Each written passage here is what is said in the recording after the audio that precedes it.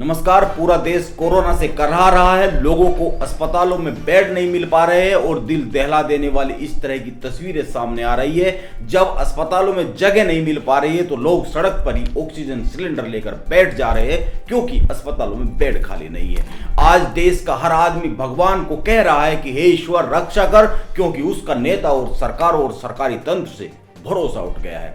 सरकार, नेता और सरकारी तंत्र की हालत क्या हो गई है, इसको जानने के लिए आज की 3 खबरें पढ़ और सुन लेना ही काफी होगा। सबसे पहले आप हरिद्वार की आज की कुछ तस्वीरें देख ले। आपको हर तस्वीर सुकून देती दिख रही होगी। हरिद्वार में आज सन्नाटा रहा है। वहां हर की पौड़ी पर भी इक्का दुक्का लोग ही दिख रहे थे। कुंभ को संत समाज ने समाप्त कर दिया है, स्थगित कर दिया है। अब वह 30 तारीख तक प्रतीकात्मक तौर पर ही चलेगा, क्योंकि क्या देरी नहीं हो गई है। हजारों लोग यहां से घातक बीमारी को अपने साथ लेकर अपने घरों की ओर लौट चुके हैं। ईश्वर करे सब ठीक रहे। कुंभ करोड़ों हिंदुस्तानियों की आस्था का पर्व है, लेकिन यह भी सत्य है कि आस्था को जिंदा रखने के लिए जिंदा इंसान चाहिए। कुंभ को बहुत पहले समाप्त कर देना चाहिए था। ऐसी चारों तरफ बातें हो रही है। ऐसा पहली बार नहीं है कि कुंभ को स्थगित किया जा रहा है। इससे पहले भी कुंभ को स्थगित हो किया गया है। कुंभ स्थगित होता रहा है। हरिद्वार में ऐसा पहले भी हो चुका है। साल 1891 के कुंभ में हरिद्वार में हैजा फैल गया था। इस कुंभ में 1,69,000 से ज्यादा यात्री मर गए थे। उस समय मेले को स्थगित कर दिया गया था। 1857 में अर्धकुंभ के दौरान भी प्लेग फैलने से मेले को स्थगित किया गया था। यह कोई छिपी हुई जानकारी नहीं है। आजकल लोग किताबें नहीं पढ़ते हैं, बुजुर्गों के साथ बैठकर बातचीत नहीं करते हैं, वरना यह बहुत सामान्य सी जानकारी है। ये एक दूसरे को ट्रांसफर हो सकती थी। लोगों को पता नहीं है। आप खुद गूगल कर लीजिए, यह जानकारी आपको बहुत आसानी से मिल जाएगी। इंसान रहेंगे तो कुंभ रहेगा, और जब इंसान ही नहीं रहेंगे तो कौन लगाएगा गंगा में पवित्र डुबकी। मां गंगा भी इंसानों को जीवन देने के लिए हजारों मील का सफर तय करती है। दूसरी खबर, कोरोना को जानने और कोरोना की भयावहता को जानने के लिए, पब्लिक के गुस्से को जानने के लिए, पब्लिक कितनी उग्र हो गई है, कितनी बेकाबू होती जा रही है, कितनी खुद को असहाय समझ रही है, इसको जानने के लिए मोदी के एक मंत्री की खबर आई है। इस खबर ने आज दिन भर सोशल मीडिया पर हंगामा खड़ा करके रखा है। दरअसल केंद्रीय मंत्री वीके सिंह ने गाजियाबाद के जिलाधिकारी को टैग करते हुए एक ट्वीट फॉरवर्ड किया। इसके बाद लोग वीके सिंह को ट्रोल करने लगे। हालात यहां तक पहुंचे कि वीके सिंह को स्पष्टीकरण जारी करना पड़ा और बाद में उन्होंने अपना ट्वीट भी डिलीट कर दिया। इस ट्वीट में वीके सिंह के ट्विटर हैंडल से कहा गया था, जिलाधिकारी गाजियाबाद कृपया इसे देखें, प्लीज हमारी हेल्प करें। मेरे भाई को कोरोना के इलाज के लिए बेड की आवश्यकता है।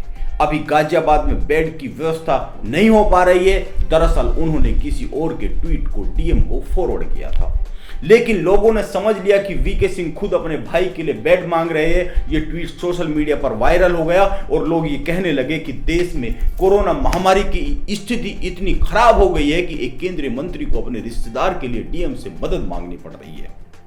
गाजियाबाद से ही सांसद वीके सिंह ने बाद में लिखा कि मैंने पोस्ट केवल इसलिए डाली थी ताकि जिला प्रशासन पीड़ित तक पहुंचकर मदद कर सके। उन्होंने कहा जिसके लिए पोस्ट की थी वो मेरे भाई नहीं है, हमारा खून का रिश्ता भी नहीं है, लेकिन इंसानियत का रिश्ता जरूर है।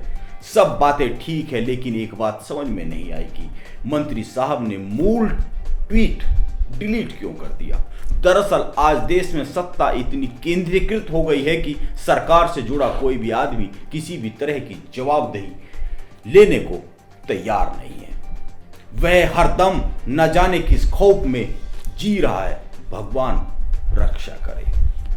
कोरोना को लेकर बात हो और बंगाल चुनाव की बात ना हो, ऐसा कैसे हो सकता है। तीसरी खबर बंगाल चुनाव से ही है, लेकिन उसका कोरोना से गहरा नाता है। देश के प्रधानमंत्री नरेंद्र मोदी ने संतों से कुंभ को स्थगित करने की अपील की और कुंभ स्थगित भी हो गया। लेकिन क्या आपको पता है अगले 7 दिन में बंगाल में मोदी की 6, अमित शाह की 8 और ममता बनर्जी की 17 चुनावी रैलियां होनी है। इसी के साथ यह भी जान ले कि बंगाल में 52 दिन में कोरोना के केस 2663% तक बढ़े हैं। यह सरकारी आंकड़े हैं और मीडिया हर समय इन आंकड़ों को जारी कर रही है। बंगाल में अब तक 80 चुनावी रैली हो चुकी है, जिनमें नरेंद्र मोदी की 21, अमित शाह की 22 और ममता बनर्जी की 37 रैली हो चुकी है। आप खुद ही सोचिए, ऐसे हालात में कोरोना को काबू किया जा सकता है क्या? अगर अकेले बीजेपी की बात करें तो देश के हर कोने से बीजेपी के कार्यकर्ता बंगाल में गए हुए हैं। उनमें से कुछ अपने मूल ठिकानों पर वापस लौट रहे हैं और नए कार्यकर्ता बंगाल जा रहे हैं। यानी सीधे शब्दों में कहे तो कुंभ की तरह ही बंगाल से भी कोरोना पूरे देश में लाया और भेजा जा रहा है। वैसे देश के गृह मंत्री अमित शाह ने इंडियन एक्सप्रेस को एक इंटरव्यू दिया है, जिसमें उन्होंने कहा है कि कोरोना को चुनाव के साथ जोड़ना गलत है। चुनाव को लोकतंत्र का अभिन्न हिस्सा बताते हुए उन्होंने कहा है कि चुनावी रैली में लोगों को सावधानी बरतनी चाहिए और वो बरत भी रहे हैं। उनके अनुसार जब चुनाव की घोषणा हो गई है तब हमारे पास और कोई विकल्प नहीं है। अब अमित शाह कह रहे हैं तो ठीक ही होगा, जब तक राजा कुर्सी पर रहता है उसकी हर बात सत्य होती है।